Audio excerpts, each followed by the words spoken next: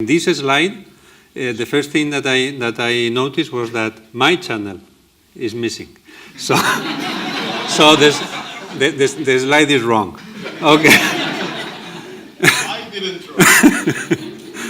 So, I mean, this presentation is going to be more or less a summary of mistakes and misinterpretations that I've been doing for the 20 years that Mustafa was mentioning, and it is about the role of Kv10.1 during the control of cell cycle, which is, we believe, the basis of its oncogenic potential.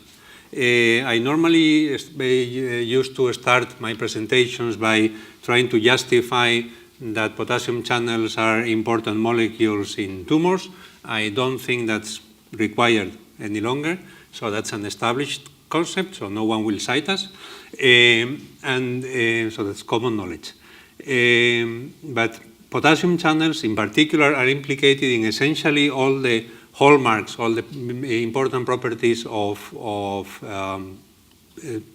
tumor progression. So they are implicated in apoptosis, they are implicated in the control of the cell cycle, they are implicated in hypoxia response, migration, they are very relevant for calcium signaling, of course, as you all know. They are relevant for addition, we're going to hear things about that later, and they are crucial for volume regulation. So all those properties sort of make the tumor cell fit to progress and invade and end up in the disease. So we have been working for a very long time with Kv10.1, and the reason is summarized in this slide. So Kv10.1 is a voltage-gated potassium channel that is essentially only expressed in the brain. But what we found was that when you look at tumor specimens from, you name the location, and I haven't updated this slide for a couple of years already, so it's probably the number is already larger, but 70% of tumor samples from clinical samples that have been tested are positive for Kv10.1. So we naively at that time thought, okay, we have a protein which is expressed in 70% of tumors and is not expressed in extracranial normal tissues. So this is the perfect target for tumor therapy.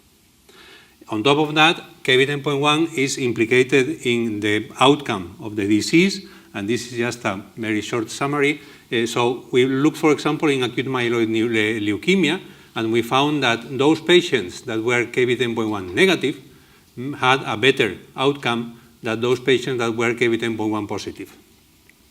Kv10.1 is a close relative of hERG, of Kv11.1, and thereby it's blocked by essentially everything. So there are many blockers around that inhibit the function of the channel. So we thought maybe if we look into tumor patients that have been treated with hERG blockers, or with, actually we checked that they were also EAG blockers, so Kv10.1 blockers, maybe they have a difference in outcome. And in this part of the slide, this is the result of a study that we did on metastatic tumor patients from brain metastasis, where we saw that those patients that had, so those metastases that had a moderate level of expression of Kv10.1 did benefit of antidepressant treatment, which was done, of course, to treat their depression, not for blocking Kv10.1. And they had we are talking about brain metastasis, so they have a mild improvement in their life expectancy. So 70% of the tumors, we were very happy when we found that. And at the end, it turned around that it was a practical disadvantage for two reasons. First, because how do you select an indication where to try to propose a treatment based on Kv10.1? And second, the oncologists didn't believe it, simply. Okay? So how is it, how come that Kv10.1 is expressed so frequently?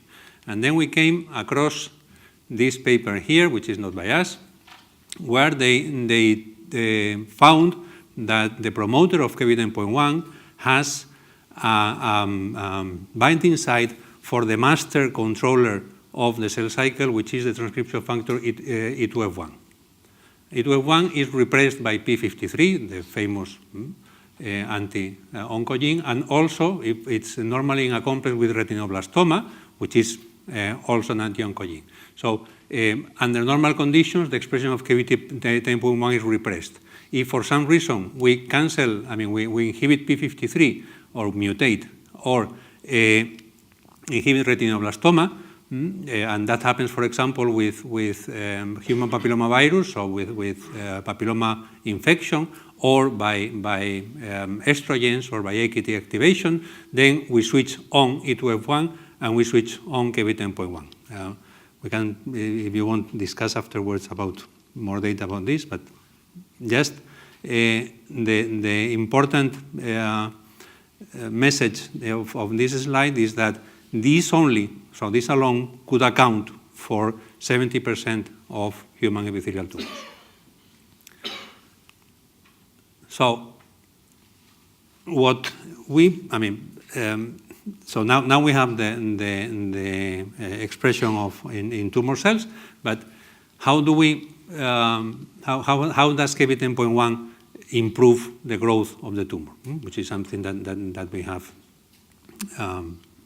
measured many times.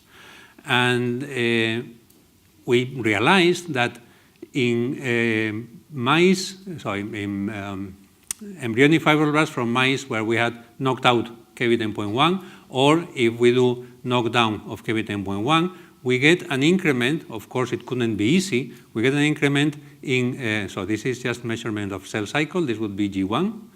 And there we get essentially no different, but we get an increment in cells which are in G2 to M phase of the cell cycle, indicating that the absence of KBT10.1 makes the cell cycle slower because it would make the G2 phase of the cell cycle longer. Okay? So we decided to dig into this, and the first thing was checking whether the expression of KBT10.1 was cell cycle dependent, which was a hypothesis that was around since 1997. But so we decided really to measure it. These are HeLa cells, so they are tumor cells. They are human papillomavirus positive, so they have a de-repression of the expression of KBT10.1. But in any case, if we synchronize the cells and look at different phases of the cell cycle, we get a peak of expression of KBT10.1 that coincides with the expression of cyclin A2 and cyclin B1, which are markers for the G2 phase of the cell cycle. Okay? So apparently the expression of KBT10.1 oscillates during the cell cycle and is maximum at G2 phase. This is because at that point is when E2F1 binds, so the transcription factor I was mentioning before, that's at that point when E2F1 binds to the promoter of KBT10.1 and switches its expression on. So this would be just a reported experiment, so a reported with luciferase. This is just the cell cycle, and you see that at the point where we have the maximum of cells in G2 is when we have maximum activity of the KBT10.1 promoter, and because this is chromatic immunoprecipitation, and then that's the point when the E2F1 transcription factor binds to the promoter of the channel. So when we think of cell cycle, we always think of a wheel like this. So with the 4 phases, and we think always of cells that are continuously cycling during this. And then the expression of KBT10.1 would be restricted to this part of the turn. But what normally happens is that the cells divide and then exit the cell cycle and remain quiescent for the rest of their lives, unless they get a specific stimulus. And actually, so if we just pick a tissue, we just pick a liver, mince it and check for protein or for RNA for KBT10.1, since what we have is this, we're not going to find expression of a channel of any protein which is G2 specific. Okay, so the question was, is it that KBT10.1 is expressed only in the brain and they're in neurons all the time, or is it that it is expressed everywhere, but only for a very short time, and we simply don't find it. Okay? So we decided to look for cell populations which are naturally arrested in the G2 phase of the cell cycle. And among those, the classical model is the colon crypt. In the colon crypt, we have, in the bottom of the crypt, we have stem cells, which are then they divide and give rise to a proliferating population, which occupies more or less the deepest third of the crypt. And then they stop also proliferating, migrate to the surface, and finish their life cycle there. So if we stain for cyclin B, a marker for G2, and for Kb10.1, we do see staining in those cells. This is the normal human colon. We do see co-staining of those cells which are cyclin B positive with Kb10.1. So apparently normal tissues also express Kb10.1 if you look at the right time. This is one of these recapitulations that I was mentioning before. So we went back to something that we had published 10 years earlier, which is that there is another population which is naturally arrested in the G2 phase of the cell cycle, which are the primary spermatocytes. So in the testes, so the spermatogonia would divide and give rise to the primary spermatocytes, which are arrested in the G2 phase of the first meiotic division. So we just went to those slides that we had even reported previously, and we found that positivity, so the mild positivity in the testes that we had published was simply positivity of Kb10.1 in those cells which are in G2. Okay? So apparently Kb10.1 would be expressed in every cell, but only during a very short time window. So now we know when we have to look for Kb10.1. So let's look for it and try to characterize a little bit the subcellular localization. Well, I have a trick here because the red points are very difficult to see. But so when we see Kb10.1, this is a potassium channel. We have measured the current. We do biophysics with it, but we don't see it on the plasma membrane. So there is some in the plasma membrane. But the vast majority of the expression of the channel, when you look at the right time, is intracellular, not only intracellular, but it is restricted to these puncta, which are also positive for pericentrin. So pericentrin is a specific marker for the centrosome. So we have a colocalization between an ion channel and the centrosome. I thought this was an artifact, so what we did was just a purification, so a Gauss gradient centrifugation of normal cells, so in this case non-tumor cells, human retinal pigmented epithelium, and just we found that in the density gradient, Kb10.1 purifies with gamma tubulin, or sediments with gamma tubulin, or aurora A, and in both it's phosphorylated and non-phosphorylated form, which are centrosomal markers. And it does not co-segregate either with 1433, so with cytoplasmic, or with plasma membrane markers. I mean, if you boost this signal, you will find it in the plasma membrane. But the vast majority is in the centrosome. And actually, we generated a cell line where we introduced Kb10.1 fused to M cherry in the same RP cells, and you see that the cells express, when you find them in the right time, 1 point besides the nucleus, which is also positive for pericentrin. So this is the centrosome. But then if we review our cytology courses, the centrosomes don't have a membrane. So how do we get an ion channel with a huge hydrophobic structure in an organelle which does not have a membrane? And then, once again, you have to look at the right time. They don't always have a membrane. But there is a condition where centrosomes are associated with membrane vesicles. And those are those centrosomes that were mother centriolyzed, or that were basal bodies of primary cilia during cell division. So we'll get into this into a bit more detail, but when a cell divides, and a cell that expresses a primary cilium, and retracts the primary cilium, the cell that has, so the mother centriole will keep a piece of the membrane of the primary cilium that will sort of label it as mother. And for example, I mean, this is intuitively easy to understand. It's important for stem cells. So when the stem cell divides, one of them remains as a stem cell, one of the daughters, and the other one differentiates. How do they know which one am I? Okay, so this is probably what's telling them that they are the mother. And if you look at this is an image, so if you look, this is the division of one of those cells that I was mentioning, that where we have inserted cherry fused to Kv10.1. This is a division cell, and you see that only one of the polar bodies of the spindle have associated red fluorescence of Kv10.1. So this would require then, so if this is true, then Kv10.1 should be expressed before the division at the primary cilium.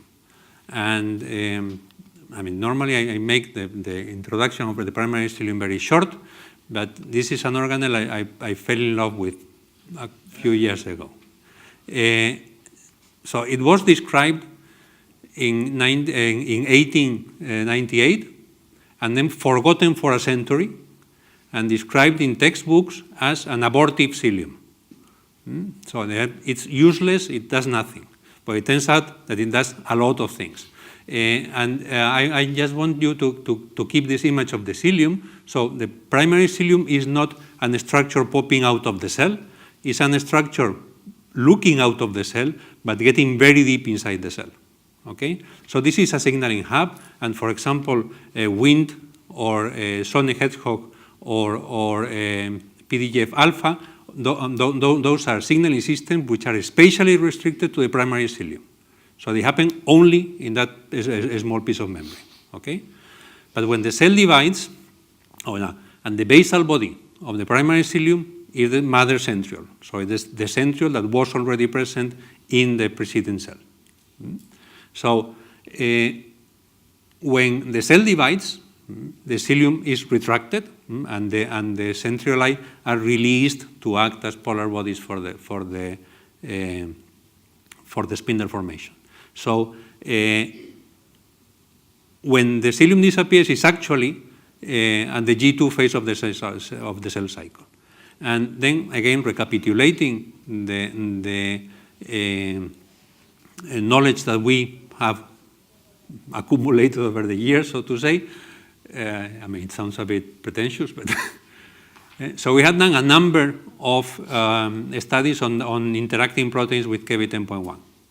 And so we used these two hybrids, we used arrays, we used co-immunoprecipitation and mass spectrometry, we used all what we could, and we got with a list of proteins that we did not understand. But now if I tell you that all those proteins, except a couple of exceptions, are ciliary proteins or implicated in the homeostasis of the primary cilium, then everything makes much more sense. And then if we look at the expression at the right time once again, of Kv10.1 in cells, this is endogenous expression.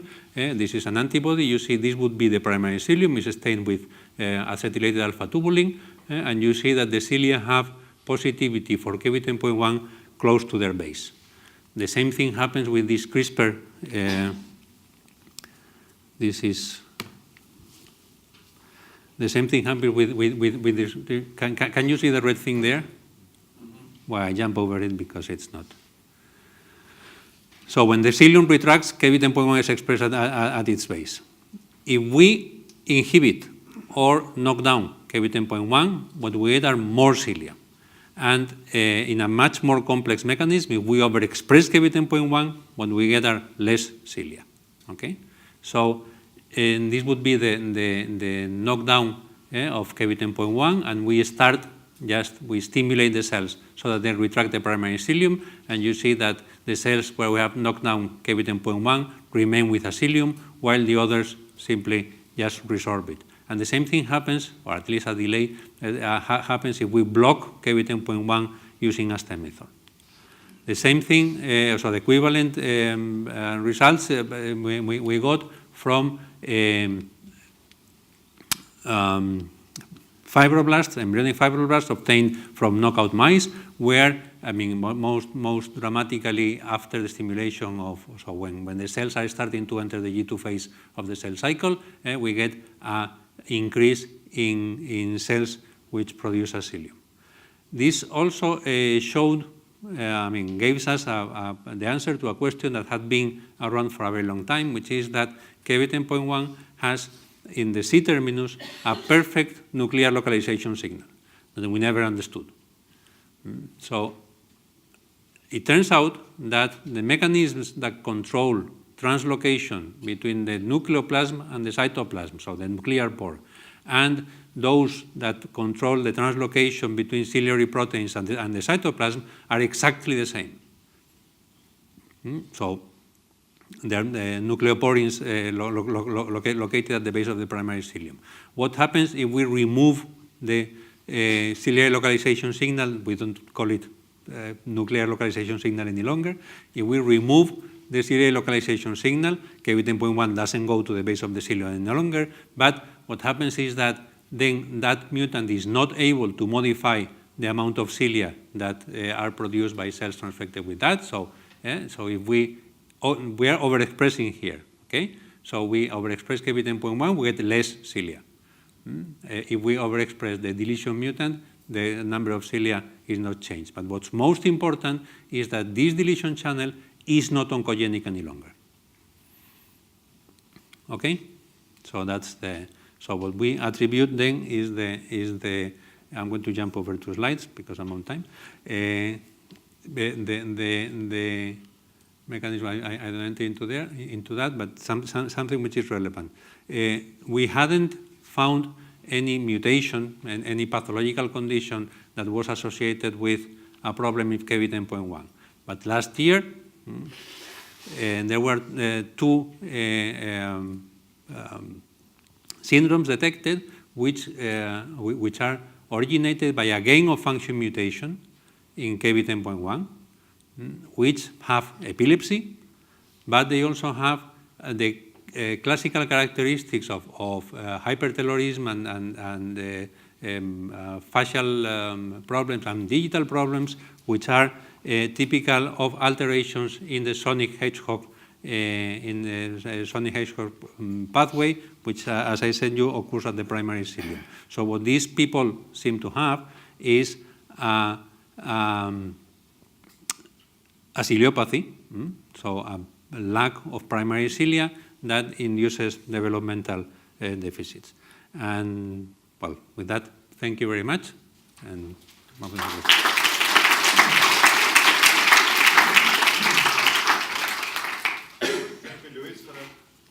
one may not play any potassium channel function, rather is more in the Wnt signaling pathway regulating, right?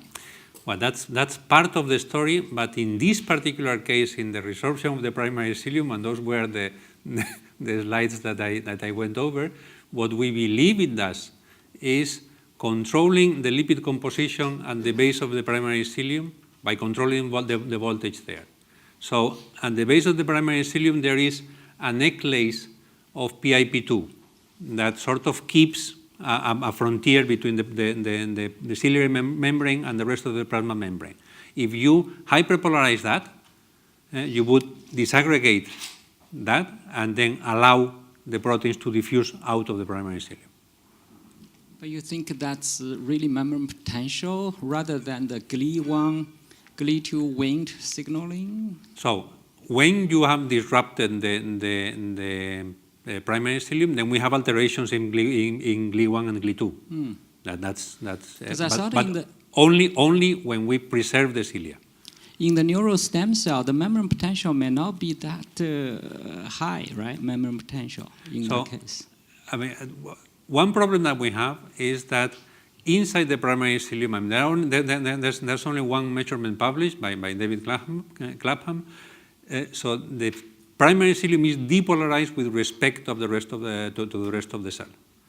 So I'm currently having a hard time to predict how much hyperpolarization you will need. But since I had this problem in the last way I mentioned this is what happens if you hyperpolarize the cells with eBio, and this is, so this would be a primary cilium. This is actually the expression of IRL13B, and then that's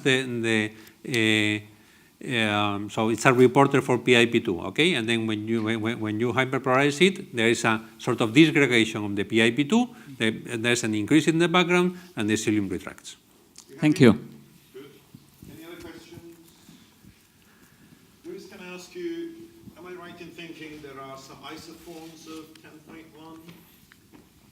There are. There are. There are. So this would be the whole, the full length 10.1. So I didn't enter into the expression of KB 10.1 because then that complicates the story a little bit, and the referees didn't like it. But they didn't like the complication, I mean. But the C terminus of K 10.1 alone with CMV overexpression, so with a strong overexpression, is able to inhibit ciliogenesis, so the generation of new cilia.